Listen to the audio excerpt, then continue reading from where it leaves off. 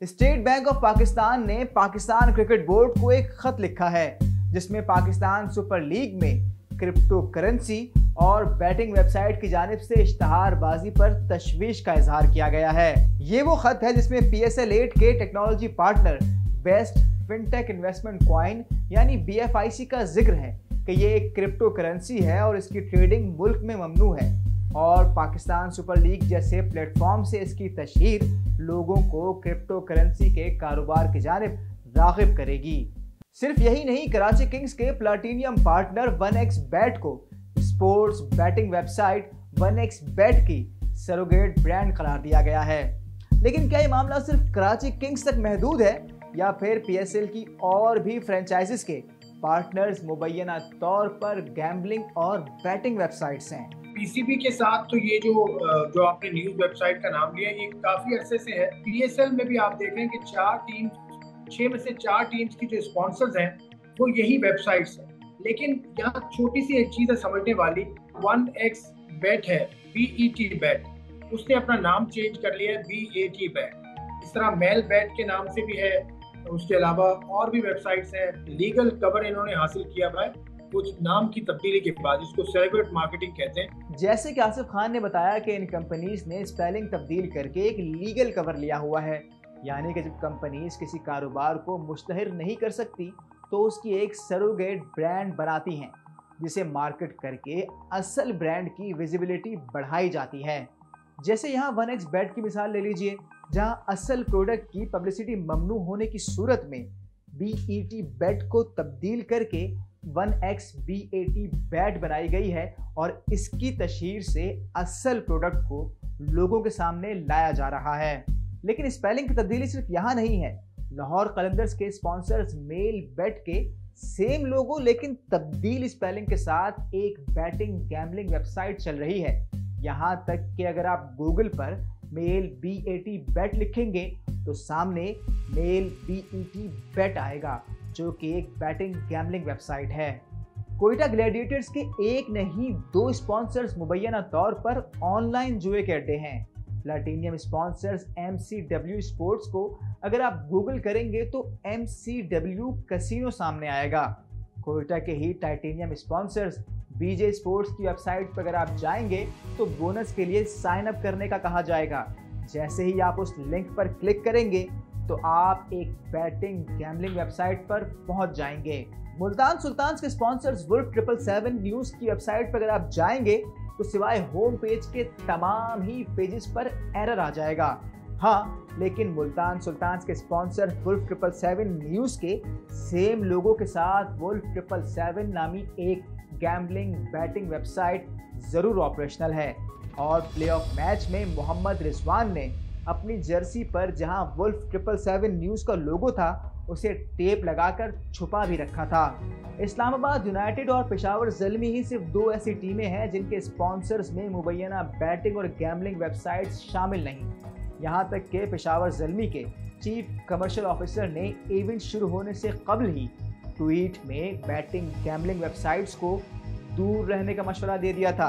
People think कि आजकल ना बच्चों को लोगों को कुछ पता नहीं है लेकिन जनरेशन ना बहुत चेंज हो चुकी हुई है। मैंने ये पॉइंट रेज किया था कि ये जो आपकी सरोगेट कंपनीज हैं, अगर आप इस पे जा रहे हैं तो because I had to do my research, तो ये इवन जैज कैश इजी पैसा बहुत easily you can become part of it. It is not like एक बहुत ही कोई डिफिकल्ट तरीका नहीं है, तो it's very accessible to kids. And आजकल तो आपको पता है बच्चे 14 साल की उम्र में हैकर्स बन जाते हैं, तो it is not going to be difficult for them to log on to this and understand what this is.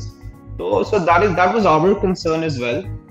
जिस वजह से we raised this point and we did not want to do it। हमसे तो जी directly contact होता था, LinkedIn पे भी contact किया है लोगों ने और कॉन्स्टेंटली किया है। अक्सर तो वो जैसे होता है ना कि आपका पुराना व्हाट्सएप मैसेज होता है तो आप कोई बात रिमाइंड कराना चाह रहे होते तो आप उसको रिप्लाई करके ना डॉट डाल देते हो। तो एक तो मेरी कन्वर्सेशन ऐसी है जिसमें मैं पिछले 3 साल से ना एक बंदे को कहते हैं are you interested blah blah blah, तो मैं कहता था no and we won't be. तो मैं पिछले 2 साल से सिर्फ डॉट से रिप्लाई किया होगा उसको कि यार मैं पहले भी पिछले साल भी तुम्हें यही कहा था, इस साल भी यही कहा था। As far as the numbers are concerned, I think numbers तो drastically different है, 3 times 4 times, और sometimes बंदा खुद भी सोचता है कि अब जैसे आप भी जॉन ह्यूज है क्या आप इतने पैसे देंगे अपना लोगो लगाने के लिए? Because you're a news channel, you know, that's not what how you do it. You don't need to advertise. People advertise on your platform. तो ये पूरा बिजनेस मॉडल ही एक किस्म का सस्पिशियस बन जाता है बेसिकली ना, अगर हम कंसिडर भी कर लें कि ये प्योरली एक न्यूज वेबसाइट है। पीएसएल में ऑनलाइन जुए के अड्डों की ये पहली एंट्री नहीं। इससे कबल भी Pakistan cricket board Wolf 777 news और दाफा न्यूज़ के गैम्बलिंग को प्रमोट करने के हवाले से वजाहत तलब कर चुका है।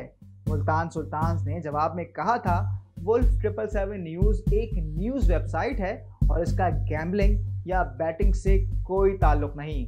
फ्रांस ग्रुप ने ऐसी ही बात दाफा न्यूज़ के हवाले से कही थी, लेकिन साथ ही एतराफ़ ज़रूर किया था कि इवेंट के पहले रोज़ दाफा न्यूज़ की वेबसाइट पर गैम्बलिंग साइट का लिंक मौजूद रह गया था। साबिक खिलाड़ी राशिद लतीफ़ भी पीएसएल में मुबैना बैटिंग और गैम्बलिंग वेबसाइट्स की एंट्री पर तशवीश का इजहार कर चुके हैं। उनका कहना था कि एक जानिब खिलाड़ियों को करप्शन पर बैन किया जा रहा है और दूसरी जानिब टीम्स और इवेंट्स की स्पॉन्सरशिप के लिए बैटिंग कंपनीज की हौसला अफजाई की जा रही है।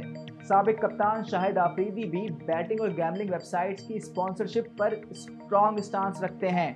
अभी कतर में होने वाली लेजेंड्स लीग में एशिया लायंस की कप्तानी करते हुए शाहिद आफरीदी ने भी अपनी जर्सी पर मौजूद लोटस 365 न्यूज़ के लोगों को टेप लगा रखा था।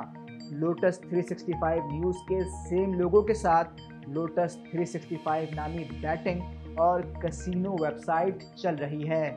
हमने कुछ ऐसे लोगों को तलाश किया जो ऑनलाइन बैटिंग या गैम्बलिंग कर रहे हैं। उनमें से ज़्यादातर नए थे जो कि मैचेस के दौरान इश्तहारबाजी से मुतासर होकर इन वेबसाइट्स पर गए थे। उन्होंने बताया कि पहले इन वेबसाइट्स पर खुद को रजिस्टर करवाना पड़ता है, जिसके बाद ये रकम मुंतकिल की जाती है जो कि वेबसाइट पर मौजूद उनके अकाउंट में शो होती है और फिर वो इस रकम के साथ जुआ खेलते हैं। हम यही मामला लेकर स्टेट बैंक ऑफ पाकिस्तान के पास गए और पूछा कि जुए की वेबसाइट्स पाकिस्तानी बैंक्स जैसी सहूलियात इस्तेमाल कर रही हैं। स्टेट बैंक ने इसके खिलाफ क्या कोई एक्शन लिया है और ये वेबसाइट्स मुमकिना तौर पर जुए से कमाया गया पैसा पाकिस्तान से बाहर मुंतकिल कर रही हैं? क्या मरकजी बैंक ने इन्हें ऐसा करने से रोकने के लिए कोई इक़दाम उठाए हैं?